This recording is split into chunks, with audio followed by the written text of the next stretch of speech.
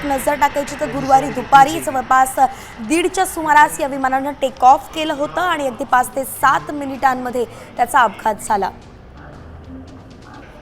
ग्राफिक्सच्या माध्यमातून अधिकची माहिती आपण घेतोय की 5 भीषण अपघात आजपर्यंत भारतातले पाहतो आपण। 1978 साली अपघात झाला होता मुंबईजवळ, ज्यामध्ये 213 जणांचा मृत्यू झाला होता।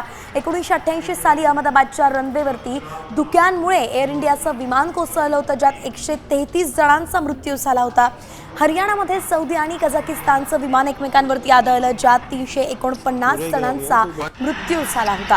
2010 मध्ये अपघात झाला होता कर्नाटकाजवळ पायलटच्या चुकीमुळे खरं तर एअर इंडियाचं विमान जे ते कोसळलं, त्यात 158 जणांचा मृत्यू झाला। 2020 मध्ये 5वा भीषण अपघात झाला। केरळमध्ये एअर इंडियाचं विमान अपघातात कोसळलं, 21 जणांचा त्यामध्ये मृत्यू झाला आणि या 5 अपघातांच्या मृतांची जर आकडेवारी पाहिली आणि आताचा हा 6वा अपघात तर आपल्याला कळून येतंय 242 हा सर्वाधिक आकडा आहे। म्हणजे आजवरच्या भारतातील विमान अपघातांमधील हा सगळ्यात भीषण अपघात असल्याचं कळतंय। 242 प्रवासी या विमानातून प्रवास करत होते। 300 प्रवाशांची सध्या क्षमता होती। 242 प्रवासी त्या विमानात होते। एकही जण बचावलेला नाहीये। प्रत्येकाचा दुर्दैवी मृत्यू झालेला आहे। नक्कीच अहमदाबादमध्ये एअर इंडिया विमानाच्या अपघातामध्ये 242 प्रवाशांसह हे विमान कोसळलं। सर्व 242 प्रवाशांचा मृत्यू झालेला आहे। बोईंगचं 7878 ड्रीम लाइनर हे विमान होतं। 11 वर्ष जुनं हे संपूर्ण विमान होतं।